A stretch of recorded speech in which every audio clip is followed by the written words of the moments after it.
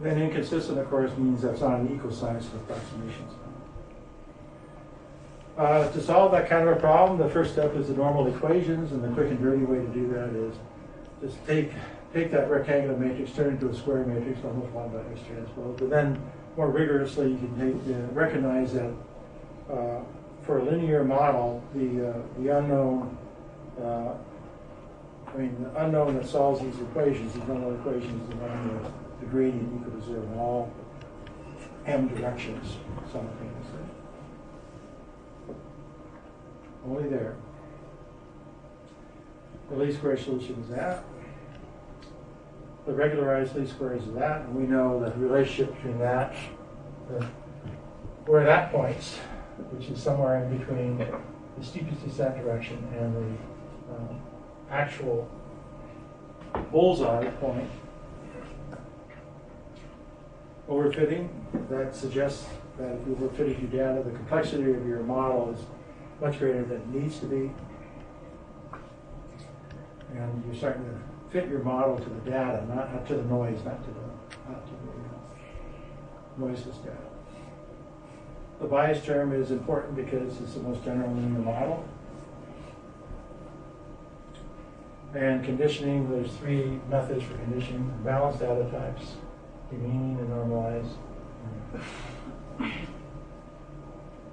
Okay, any questions on this? I have a question. Sure. Let's say you have a model which have 10 parameters, and they were trying only on 2 parameters which are showing ill condition. Let's say you have 10, but only 2 of them are showing ill condition. Are important. 2 of the parameters are important. No, 10 are important, but 2 parameters are showing this kind of behavior. Which kind of behavior? Like ill conditions. Okay, ill condition. Okay. And 9 of them are showing, other sets are showing 2 is a good condition. So will my model still work, or all of the parameters should be well conditioned? Well, if that parameter is important to you, important for whatever purpose you have, you should do something about it. Mm-hmm. What is the so his problem is, say 9 of the parameters are important and 1 is not, according to this. You have a real long football associated with that 1 parameter direction. How do you fix that problem? And you decide that's an important parameter. How do you fix that problem, Marco? What's one way of fixing that problem?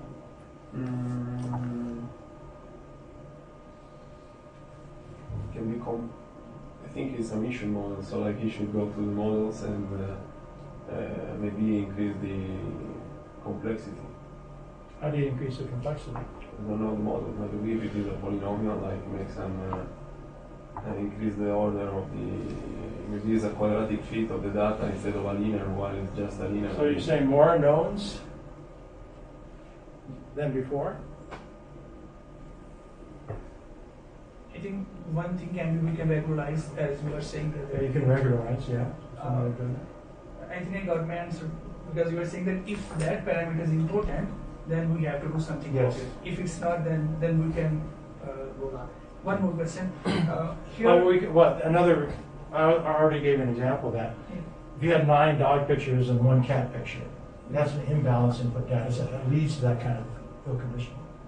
So you better start balancing out input data sets. Here we said that the accuracy of training set was 95% and validation set was 82%. Yeah. Can the accuracy of validation set be greater than the training set? Yeah. But not too much. That means you cheated somehow. Okay, so my next set of lectures will be on nonlinear, explicit nonlinear problems. In fact, I think I have time just to get you started for your homework assignment. So homework assignment will be due, let's say this Wednesday, for the next lecture I wanted to. At least I'll get started.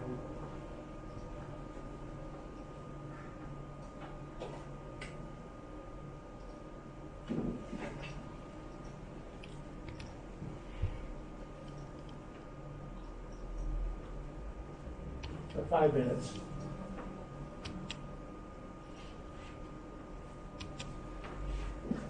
Okay, so that's our linear problem. We're trying to fit a best fit line to the cloud of points.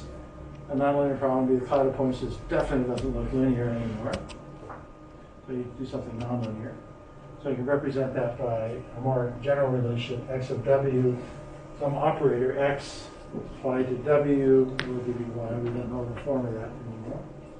And that could be very complex, as I hinted at with previous talks by neural networks. By having a lot of nodes and having, what's the nonlinearity in our neural networks? Is a matrix vector multiplier? Take two matrices and multiply them by one another. Is that going to give us a nonlinear relationship? For example,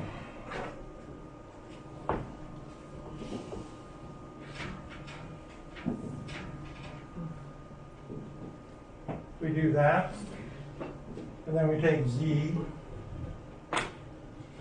and we multiply it by a new vector, given as y. Then we simply plug this into there, and y is equal to w prime w x. Right? If I plug this into there, I get this. These are the unknowns.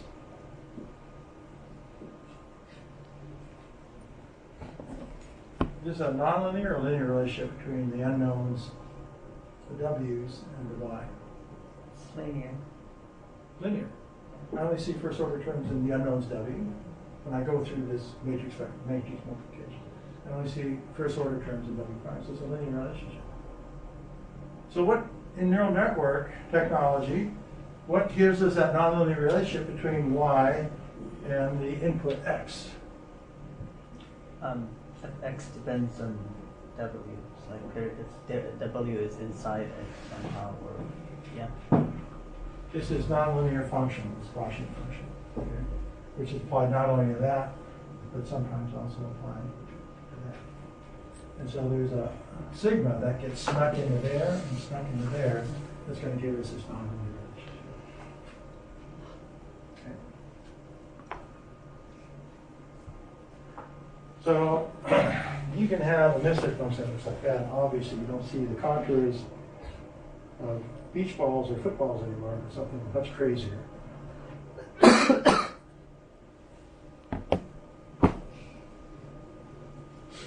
So what I did was I took this nonlinear relationship between the w's, and what nonlinear relationship I'm talking about, a cubic, and I figured out what the x should be, my so-called x.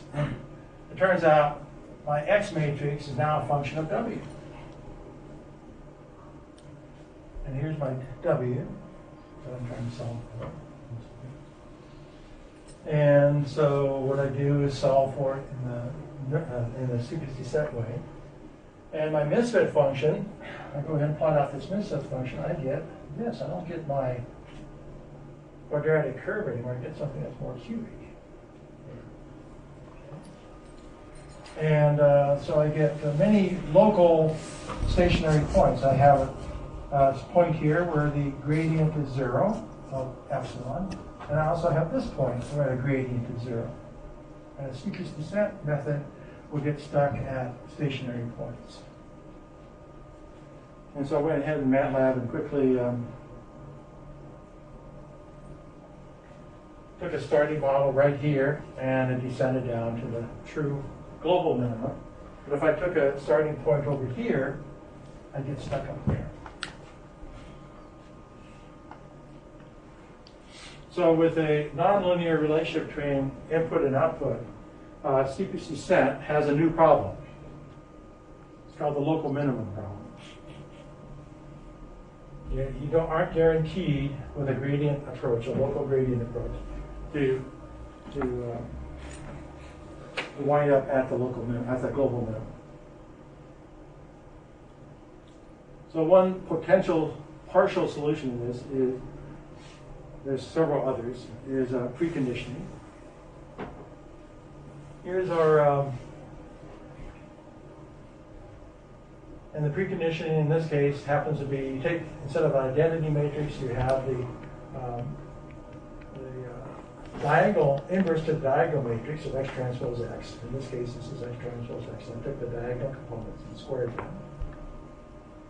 Actually, no, I should put a square here. The square's not needed. And I put an alpha here. And the alpha is the step length. So this is the usual, you use the same method you use for linear CPC set, and you apply it to this nonlinear problem. You go ahead and you start at some starting point, compute. The starting point is W naught. You get a predicted data, and then you take the residual.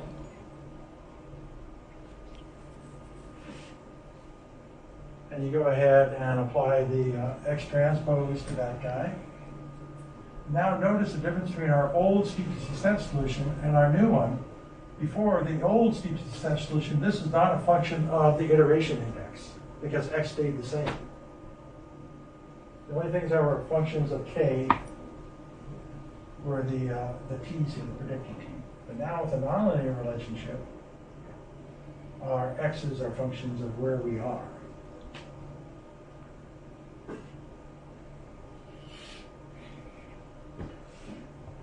Why? Because the curvature changes when the misfit function is not a circle or an ellipse. It starts to change like that banana shape. If our curvature changes, depending on where we are, then we better make sure that X is a function of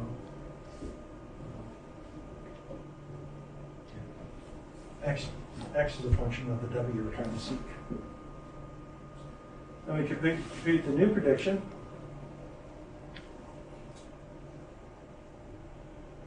Now we have this guy, and we compute the new prediction, and then we go ahead and update the residual and repeat this process.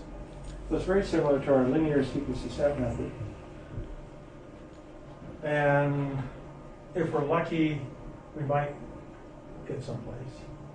It's not going to guarantee you're going to get to a local minimum, global minimum, but it's the best we can do for now. In your homework exercises, I give you what's called the Rosenbrock function. Is this a quadratic, a cubic, or a quartic? Marco? Is it a quadrat? It's what? Quadrat. Is a quadrat. In terms of W's, Power 4. power 4, quartic. So it's very different than our linear modeling equation for a misfit. What was the order of the polynomial that described the linear modeling equation? One. What? Linear 1. Well, the misfit. If you have a linear model, y is equal to mx plus b, the misfit's going to be quadratic. And notice not quite, it's higher order now. So this is definitely a... X1 is double. What? X1 is double 1, no?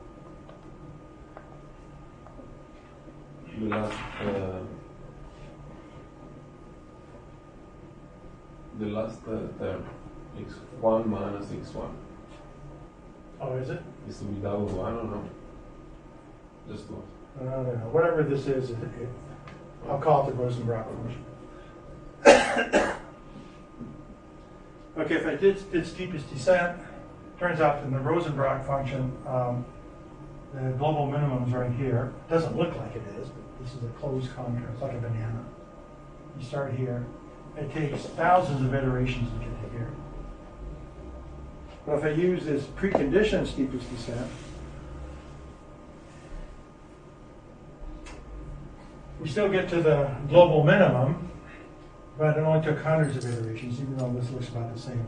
The difference between the number of dots here versus here is this is only hundreds, this is thousands. Can I do better than preconditioned steepest descent, Marco?